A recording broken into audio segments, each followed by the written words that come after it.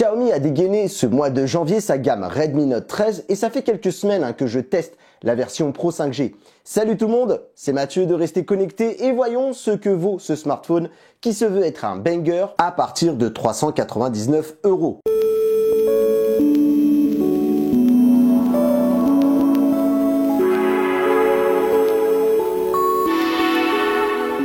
Si t'aimes les chaînes qui proposent à la fois de l'actualité, des tests de produits tech et tout ce qui parle de réalité virtuelle, eh bien abonne-toi et mets la cloche, tu ne le regretteras pas, c'est moi qui te le dis. La gamme Redmi, c'est une gamme qui vise le rapport qualité-prix, ça s'adresse aux personnes qui veulent juste un bon téléphone qui remplit tous les besoins attendus d'un smartphone sans forcément avoir le côté premium, mais en faisant quand même mieux qu'un simple appareil milieu de gamme.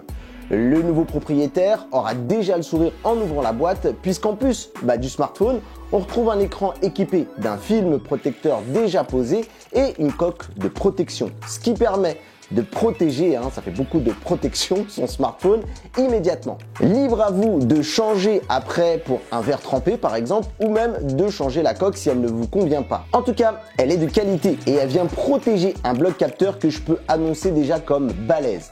À l'intérieur, on retrouve aussi un chargeur turbo de 67 watts. Bref, il y a tout là-dedans, c'est parfait Xiaomi sur ce point. Concernant son apparence et sans rentrer dans les considérations des goûts et des couleurs, on retrouve un design sobre et sans artifice. On sent bien cette volonté de lui donner un look haut de gamme.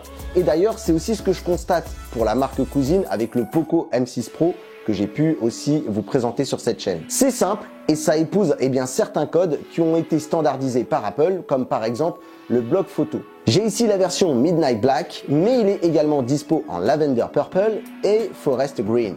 Alors attention, si vous n'aimez pas les coques, c'est du verre, donc fragile. C'est également un revêtement glissant et ça prend les traces de doigts, en tout cas sur le modèle noir. Je n'ai d'ailleurs trouvé aucune information sur un éventuel indicateur de protection pour ce dos, donc gare aussi aux rayures et aux chutes. Par contre, je peux vous dire qu'il est IP54 et il est donc protégé des éclaboussures et de la poussière.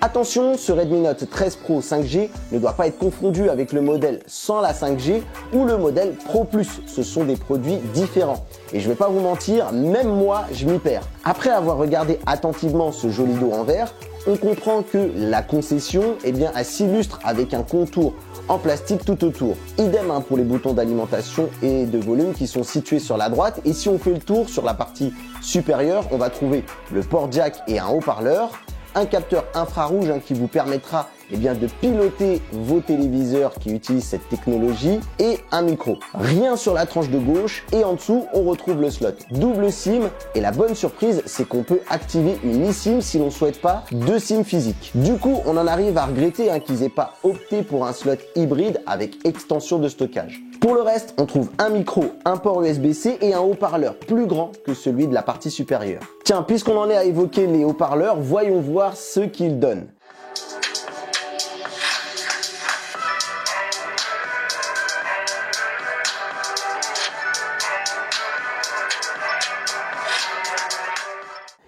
Sans être mauvais, je trouve qu'il manque cruellement de basse. Le volume au max est assez puissant, mais ce n'est pas très agréable parce qu'on sent qu'on n'est pas loin du grésillement. Pour la musique et les jeux, il vaut mieux opter pour un volume raisonnable pour éviter un son criard. Le domaine où pour moi les haut-parleurs s'en sortent beaucoup mieux et sont mieux adaptés, c'est pour écouter tout ce qui est vocal, comme les vidéos YouTube ou les podcasts par exemple. L'appareil a une épaisseur de 7,98 mm, mais ça c'est sans compter sur l'épaisseur des capteurs qui doivent lui rajouter un bon centimètre et surtout qui fait que le téléphone ne peut pas être stable posé sur une table. Ce choix de design m'encourage à vous inciter à mettre la coque de protection car les capteurs sont très exposés en cas de chute. Donc vous voilà prévenu. Passons quand même au point qui fait plaisir, c'est quand on allume l'écran, on a une super surface utilisable de 89,4%.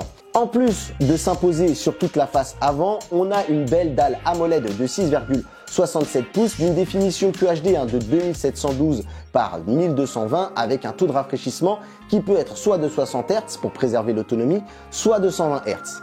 Par défaut, il est en mode dynamique, c'est-à-dire qu'il va s'ajuster en fonction de ses tâches. L'affichage, c'est vraiment l'un des points forts de l'appareil. Les couleurs sont très bonnes, vous pouvez décider du profil et même calibrer selon votre bon vouloir dans les paramètres. Mais sorti de sa boîte, la calibration devrait ravir la grande majorité d'entre vous. Je parie que beaucoup n'iront même pas y toucher. On a des noirs profonds, des couleurs vives et cerise sur le gâteau, il a la certification Dolby Vision, un excellent point pour regarder ces films et séries qui supportent cette technologie. Moi qui utilise des smartphones haut de gamme, je n'ai vraiment pas ressenti une grande perte sur la qualité d'affichage. La luminosité n'est pas mauvaise, elle est capable de grimper à 1200 nits, ce qui est pas mal. Xiaomi annonce même un pic à 1800, mais d'après ce que j'ai compris, ça n'apparaît que sur 1% de la surface de l'écran. C'est une valeur plus marketing qu'autre chose. Sur des smartphones haut de gamme, on aura sans doute une luminosité bien plus importante. C'est aussi ça qui fait la différence entre un smartphone à 350 € et un autre qui sera situé entre 800 et au-delà. Alors pour le confronter au soleil, vous vous en doutez, eh bien c'est pas facile en ce moment au vu de la météo. Je peux quand même vous dire que j'ai eu un peu de soleil lors de mon tournage et je pouvais voir l'écran. Par contre, je sais pas ce que ça donnera en plein jour d'été. Si quelqu'un passe par là durant des jours de fort ensoleillement, n'hésitez surtout pas à nous éclairer, un petit jeu de mots, ça rendra service. L'une des nouveautés par rapport au modèle précédent, c'est qu'habituellement le lecteur d'empreintes se trouve sur le bouton d'alimentation et cette fois-ci il passe sous l'écran. Alors une fois j'ai eu une discussion avec les gens sur les réseaux sociaux, je sais que c'est pas forcément fondamentalement quelque chose qui va changer la donne dans le choix du téléphone. Ce que je peux vous dire quand même, c'est que je l'ai testé ce lecteur d'empreintes et qu'il fonctionne plutôt bien. Le Redmi Note 13 Pro est propulsé par le Qualcomm Snapdragon 7S Gen 2, une puce gravée en 4 nanomètres. En termes de mémoire, vous avez le choix entre du 8 Go et du 12 Go de RAM LPDDR4X. Pour le stockage, on peut opter pour des capacités allant de 256 Go à 512 Go pour le modèle vendu en France. Pour les puristes, on est sur une mémoire UFS 2.2, ce qui n'est pas la mémoire la plus rapide.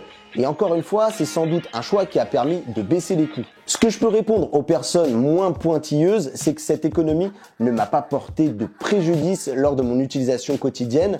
Elle le sera sans doute pour les utilisateurs plus exigeants, comme les joueurs par exemple. Comme souvent chez Xiaomi, il n'est pas possible d'étendre sa capacité avec une micro SD pour ceux qui se poseraient encore la question. Et pour ce test, on m'a prêté la version 8 Go de RAM plus 256 Go de stockage. En parlant d'utilisation, ce Snapdragon 7S Gen 2 accomplit toutes les tâches sans difficulté. Idem pour les jeux du Play Store, tous les titres auxquels j'ai joué tournent plutôt bien.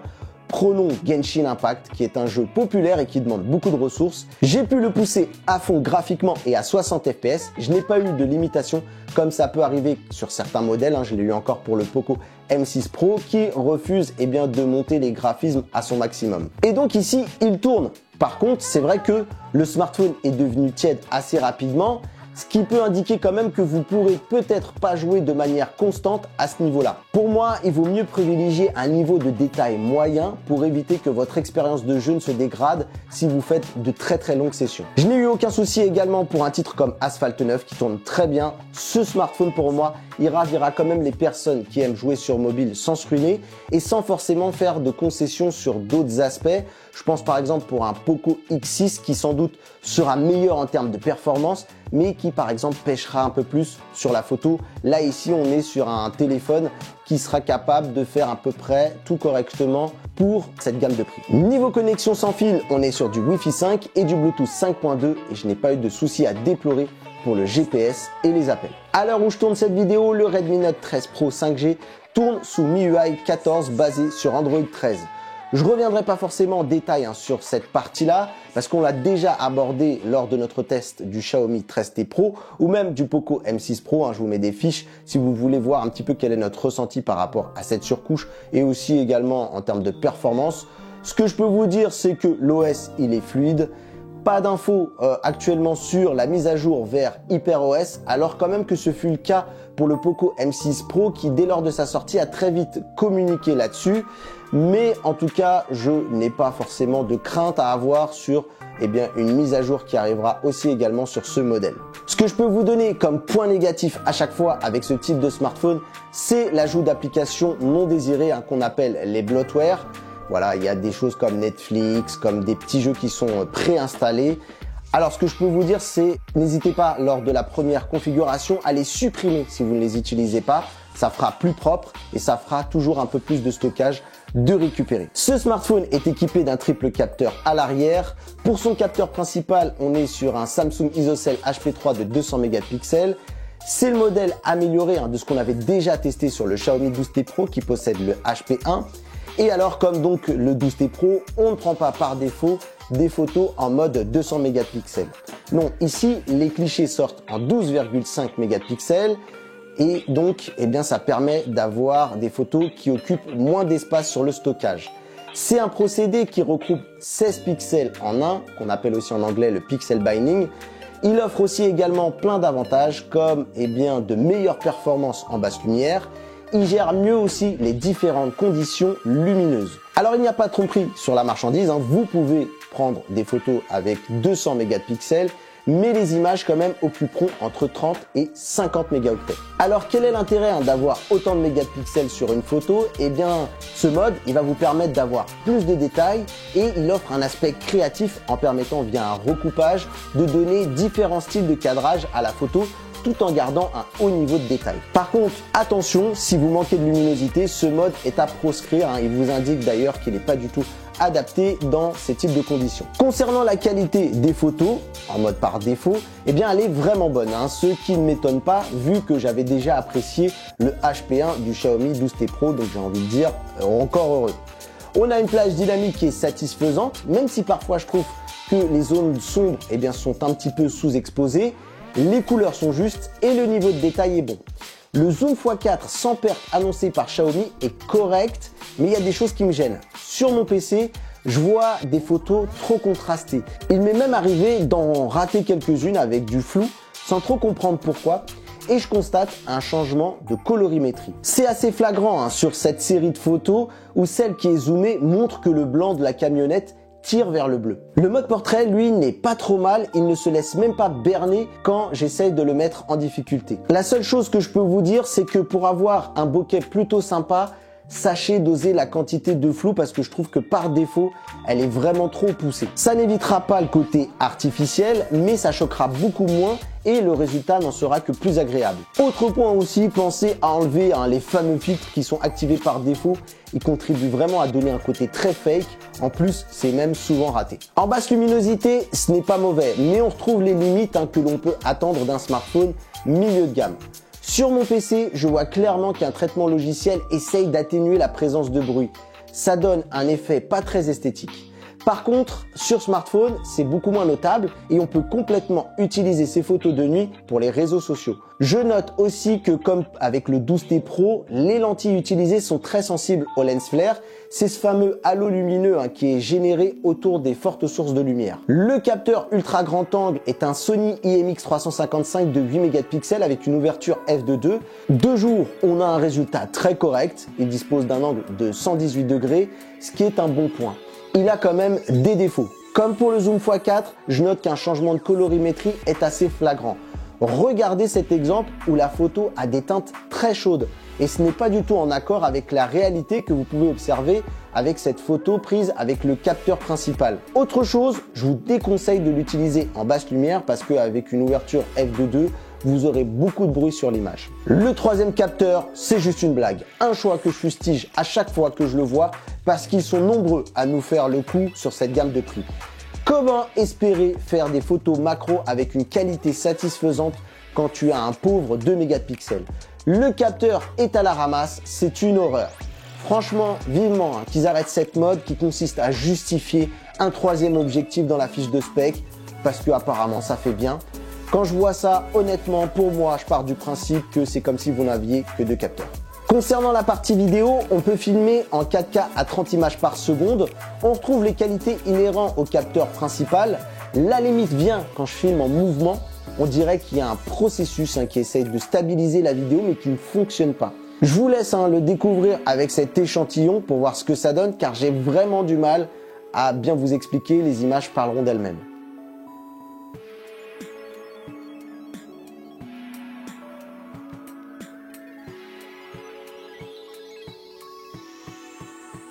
Alors attention, la stabilisation ne semble pas être mise en avant pour la 4K. Il existe un mode à activer qui s'appelle vidéo stable et celui-ci ne fonctionne qu'en 1080 30 fps. Et du coup, je m'attendais à de bons résultats et franchement, on va se le dire, c'est juste un petit peu mieux, mais c'est pas dingue. Et c'est même à se demander s'il n'y a pas un problème avec cette stabilisation, parce que j'ai déjà vu beaucoup mieux sur des modèles autour de cette gamme de prix. Peut-être que des mises à jour pourraient venir corriger tout ça. J'ai vraiment la sensation qu'il y a moyen que ce soit logiciel. Malheureusement, je ne peux pas vous le garantir, je n'ai pas eu de retour sur ce sujet-là. Ce que je peux quand même vous dire, c'est que si votre utilisation, c'est de filmer régulièrement en mouvement, je vous recommande d'investir dans un stabilisateur pour être sûr d'avoir un bon résultat. Autre point à retenir si vous souhaitez filmer en ultra grand angle, c'est que vous allez être bloqué en 1080 à 30 images par seconde. C'est une limitation du capteur à un ultra grand angle. Le mieux donc que je peux vous dire, c'est que si vous avez la possibilité de reculer pour capter votre scène, n'hésitez pas, vous conserverez ainsi la 4K et quand même aussi toutes les qualités du capteur principal. Pas de souci en revanche concernant le zoom, puisqu'il reste sur le capteur principal. Pour la caméra avant, on est sur un capteur Omnivision de 16 mégapixels. La qualité est bonne si bien entendu on est dans des scènes qui sont bien éclairées. En basse luminosité, avec une ouverture aussi faible que f2.4, vous serez forcément déçu du résultat. Donc encore une fois, je ne vous le recommande pas. Pour la partie vidéo, on sera sur du 1080 à 60 images par seconde et je vous mets un petit extrait pour vous donner une idée du résultat. Salut tout le monde, je profite d'être chez Free pour vous faire un petit test avec la caméra avant de ce Redmi Note 13 Pro 5G. Voilà. Et je vous fais comme ça une petite vidéo où je marche et je vous parle avec le micro du téléphone pour voir un petit peu quel est le résultat. Voilà, vous avez un petit peu un échange. Voilà. Donc en attendant, on va regarder là-bas au fond. Il y a David là qui est en train de travailler, qui est en train de faire une interview à retrouver sur sa chaîne YouTube de Free. Donc n'hésitez pas à y aller si vous n'avez pas vu sa vidéo et aussi à regarder la nôtre parce qu'on en a fait une aussi également. Bref, voilà le petit échantillon habituel de la caméra avant. Alors disons-le, la qualité de la vidéo, elle est pas dingue, mais ce que je regrette peut-être, c'est aussi le micro que je trouve un peu trop faible. Avec une batterie de 5100 mAh, on est vraiment à l'aise pour attaquer la journée, même quand on sait qu'on va solliciter assez fortement son smartphone. Si j'ai une activité où je ne sors pas très souvent, j'ai quand même des jours parfois où je pars en reportage, comme ça a été le cas récemment lors de la présentation de la Freebox Ultra. En utilisation modérée, c'est-à-dire du web, des appels, des messages, des réseaux sociaux, quelques minutes de jeu, un peu de GPS, vous pouvez tenir pratiquement 1 jour et demi, voire 2 jours si vous ne jouez pas du tout. Et l'autre qualité de ce Redmi, il ne perd quasiment pas d'autonomie quand il n'est pas utilisé, quand il est en veille. Donc si vous cherchez un smartphone endurant, ce 13 Pro 5G peut assurément faire partie de votre sélection. Surtout que ici, on a la complète, que ce soit en termes d'autonomie, mais aussi en termes de recharge performante. Je vous le rappelle, le smartphone, il est livré avec ce chargeur 67 watts et vous pouvez compter sur une recharge complète en 45 minutes. Et si vous pouvez recharger seulement peu de temps, sachez qu'il atteindra les 50% en seulement 17 minutes. Bon, en conclusion, que penser de ce téléphone? Qu'on est sur une proposition qui va satisfaire une grande partie des personnes qui cherchent un bon smartphone à 350 €. On va pas se mentir, Xiaomi avec sa gamme Redmi maîtrise ce genre de formule. Le Redmi Note 13 Pro 5G propose un look haut de gamme, je pense notamment au vert, un très bon écran qui occupe la quasi-totalité de la face avant. On a une bonne puissance avec ce Snapdragon 7S Gen 2 et même si on opte pour la version entrée de gamme qui est celle avec 8 Go de RAM. On a aussi une bonne batterie de 5100 mAh avec une charge rapide, un chargeur inclus, une coque de protection, un film protecteur déjà posé. Il propose un capteur principal qui fait bien le job en journée, un ultra grand angle correct, un zoom x4 qui dépanne, mais je dirais qu'il sera très bien pour les personnes qui utiliseront principalement le capteur principal, ce qu'on fait à 90% des utilisations. Les résultats en vidéo 4K ne sont pas mauvais, mais comme j'ai dit, il faut éviter les mouvements. Ce Redmi Note 13 Pro 5G plaira aux gens qui ne veulent pas aller du côté du smartphone haut de gamme. Les limites seront la stabilisation en vidéo, les photos et vidéos en basse luminosité et encore même comme ça, c'est pas non plus à jeter à la poubelle. Mais on verra juste qu'on atteint des limites. On peut regretter les bloatware qu'on espère voir disparaître un jour, mais déjà ce qui est bien c'est que ça a évolué dans le temps puisqu'on peut au moins les désinstaller. Sachez tout de même que Xiaomi annonce 3 montées de version sur ce modèle. Vous pouvez espérer aller jusqu'à Android 16 avec. Ce n'est pas mauvais, mais j'aimerais bien voir un support sur 4 voire 5 montées de version. 4-5 ans avec ce type d'appareil ne me paraît pas inimaginable pour une personne qui n'a pas besoin de changer de smartphone régulièrement. Voilà en tout cas ce que je pouvais vous dire pour mon avis sur ce Redmi Note 13 Pro 5G. N'hésitez pas à vous dans les commentaires à me dire ce que vous en pensez. Voilà, j'espère en tout cas que ça a aiguillé certains d'entre vous dans leur décision d'achat ou pas. Quoi qu'il en soit, moi je vais vous mettre des liens d'affiliation sur Amazon et sur la Fnac pour pouvoir acheter le téléphone et me reverser une petite partie de cet achat sans que ça vous coûte plus cher. Ça me fera une petite rétribution pour mes conseils. Si vous avez aimé en tout cas la vidéo, n'hésitez pas à me mettre un pouce en l'air, n'hésitez pas aussi à me mettre un commentaire pour me dire ce qu'il a peut-être pu manquer ou pas. Après c'est comme tout, il faut savoir arbitrer, sinon les vidéos elles durent trop longtemps. Et en tout cas, n'hésitez pas à me mettre des commentaires et pourquoi pas même à m'encourager si vous avez aimé le travail. Pour le reste, n'hésitez pas aussi à nous rejoindre sur les différents réseaux sociaux et pensez aussi également à partager cette vidéo pour aider la chaîne à progresser, à devenir une chaîne qui monte et qui compte surtout. Voilà. N'hésitez pas aussi, si vous le souhaitez, à nous rejoindre sur le Discord. On a une petite communauté très très cool. Il y a vraiment de la bienveillance autour de ce Discord où on échange, on a des proximités. Moi, je vous mets un peu quelques backstage, etc. Si vous avez envie aussi également, vous pouvez cliquer sur le bouton rejoindre pour devenir membre de cette chaîne, un peu membre exclusif on va dire, qui donc soutiennent le projet de rester connecté. Les avantages que j'essaie de vous donner quand j'y arrive, c'est de mettre des vidéos un petit peu en avance de phase par rapport à leur publication. Bref, en tout cas, c'est un truc sur lequel je travaille. Idem aussi si vous souhaitez passer par la page Patreon pour soutenir le projet de cette chaîne et m'aider à payer mes factures, tout simplement pour pouvoir continuer à faire cette activité, on va dire pratiquement à plein temps. Je compte sur vous en tout cas d'y penser si ça peut être le cas et si bien entendu vous en avez les moyens. Autre chose aussi également, on soutient une association qui s'appelle les Lutins du Phénix qui viennent en aide aux enfants hospitalisés entre guillemets pour leur apporter une journée et les faire sortir un petit peu de cette ambiance de l'hôpital. N'hésitez pas à aller voir tout ça en bas dans la description. Bref, en tout cas, voilà ce que je pouvais vous dire. N'hésitez pas à vous manifester et à nous rejoindre, à cliquer sur vous abonner si c'est pas encore fait. Je vous remercie, ça c'est un énorme soutien qui ne vous coûte rien. Voilà, le petit j'aime. Quoi qu'il en soit, moi je vous dis à très vite, à très bientôt pour une prochaine vidéo. Restez connectés. Bye bye tout le monde.